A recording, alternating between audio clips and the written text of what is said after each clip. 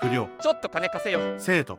今500円しかなくて。しゃあねえな、かわいそうだし1000円やんよ。不良。おい、そこのお前止まれよ。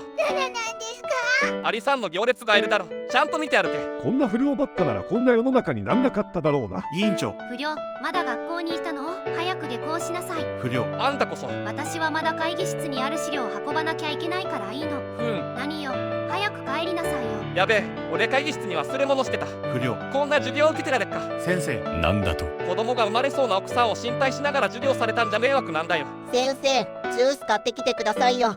いいから行ってきて。俺市民病院に言ってるコーラな。お前たち泡立たねえようにゆっくり持ってこいよ。ほらさっさと行けて。久々の両スレ。不良末だろ。